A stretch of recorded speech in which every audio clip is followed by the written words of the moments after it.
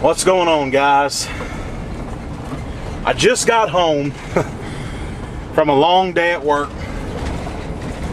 It's 6:40. Right when I pulled up, my church called me right up here up the road. Y'all see me do a change out over there. And they said one of them old carriers is out. Asked me if I'd come take a look at it, and I said, well, sure I will, you know, it's for the church. So, and you might notice here, we're not in the Dodge pickup truck anymore. We're in a Ford van. I got myself a van. My dad had this van. He was doing plumbing repair work. And I think I've talked about this before. My dad had a heart attack a couple years ago, but he's okay, no heart damage, you know. And you know, but he had to end up having a bypass, quadruple bypass and stuff. But so he's kind of slacked off on working a lot. And then I haven't announced this on YouTube. I've told, you know, some of my, you know, my main buddies I talk to on the phone and stuff that about 3 months ago my mother suddenly passed away, and ever since that happened, Daddy's really slacked off a lot. You know, it was a really big shock to all of us. We're a very close, happy family, and you know, losing her was a really bad thing, and then especially since it just came so sudden. You know, no warning, you know, nothing. So that was a big thing, and ever since that, you know, Daddy's kind of slacked off, and he, you know, the van was just sitting here, and he's like, look, why don't you take the van? It's newer, it'll give you more room and stuff, you know, for all your stuff. And he said, and I'll just take your old truck to do my little plumbing calls I do every now and then. So that's what we did. That's make a long story short, you know. So that's why I'm in the van now and not in the truck. And I will do a video of my van when I get some time. So for right now, let's go right up. We're gonna take a ride up here to the church and see what we can find. All right, I just fired this old carrier up, and what we've got is y'all can hear the compressor running, but we've got cold air coming out of the top, and you know the suction line is, you know, so I'm guessing this sucker's flat empty. I don't know if it blew its terminals or what happened, but we're gonna find out. And as you can see right there, I just put my little gauge on it. She's in a vacuum, so that sucker is empty. So we're going to pull the top off of it and see if this compressor blew its terminals, maybe put a little nitrogen in there and see what's going on. All right, I put a little over 200 pounds, or right at 200 pounds of nitrogen on this thing. And I don't have any kind of indication of a leak. I've soap bubbled just about everything I can get to. These old carriers are a pain in the ass to work on. There's no room anywhere. I mean, I don't even hear the nitrogen hissing.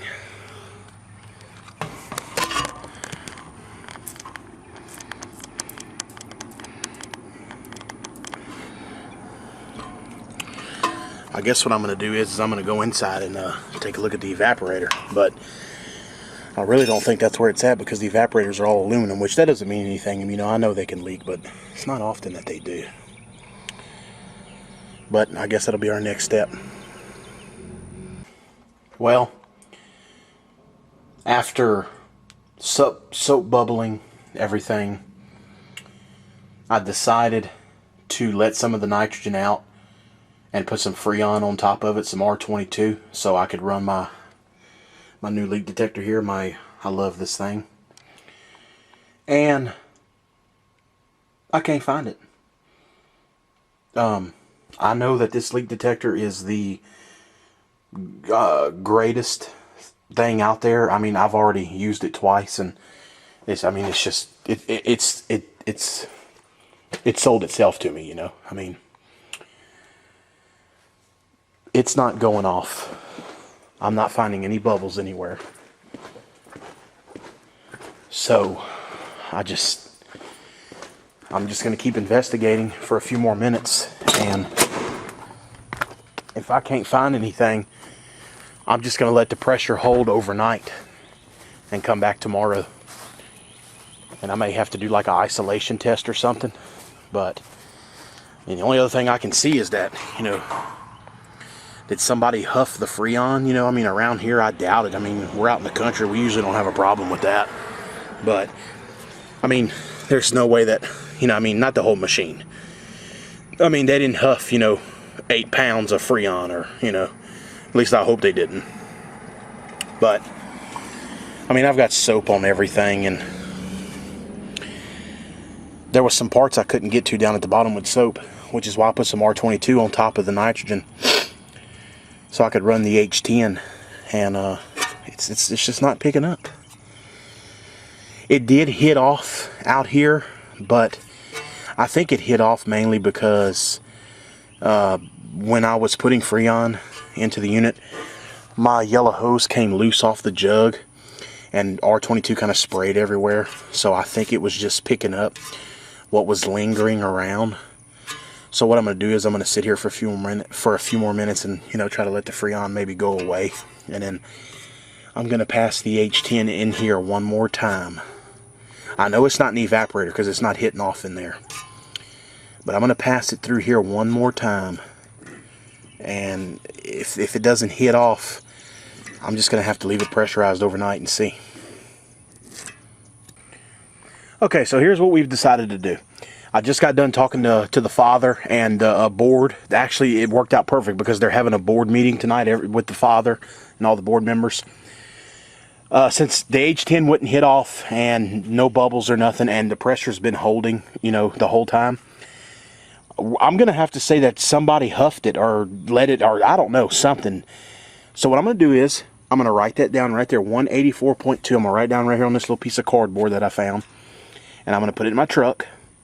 And I'm going to come back tomorrow because I'm doing a change out right up the road from here at one of my neighbor's houses tomorrow. And after I get done with the change out, I'm going to come recheck this thing. And we'll go from there. So I'll probably do like a part 1, part 2 on this. That way I won't drag out. So that's what we're going to do. Okay, we're pulling away from our oil carrier. I'll tell you what, man. This is the second one I've done like this year, where it looks like it's a case of people huffing the Freon or refrigerant. I guess I better say refrigerant because I've seen some people leave comments on other people's videos of it's not called Freon, it's called refrigerant. Well, you know what, you're right, but everybody calls it Freon, man. So, for those of y'all that are like that, get over it. But anyway,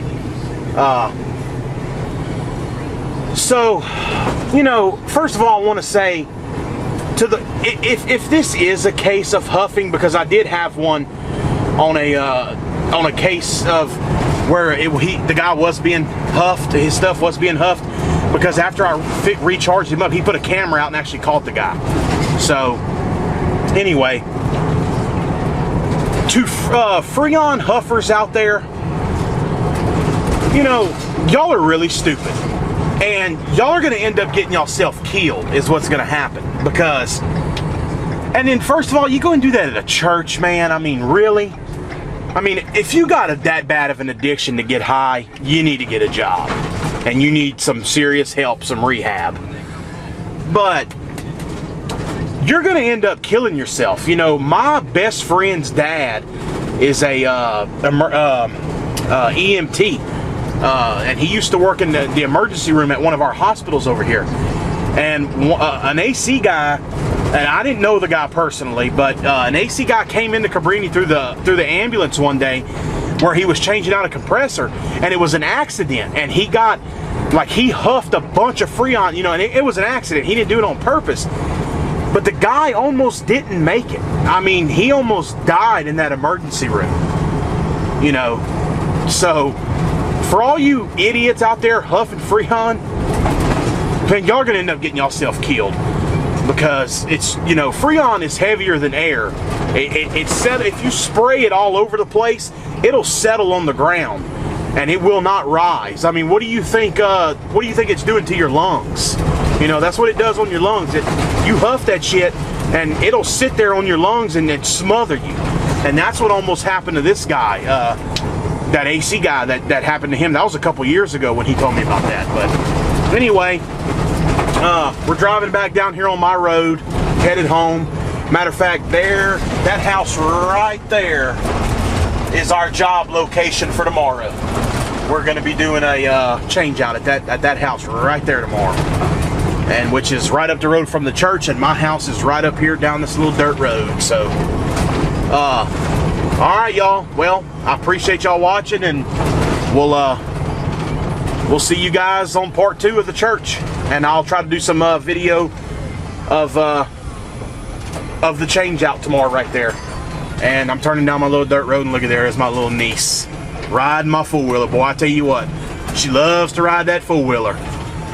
I don't have any kids yet, guys, but you know, me and my wife are planning on it. But right now, her and my nephew that I showed in that redneck sledding, them 2 kids are like my kids right now. They mean everything to me. So all right, y'all, we'll see y'all.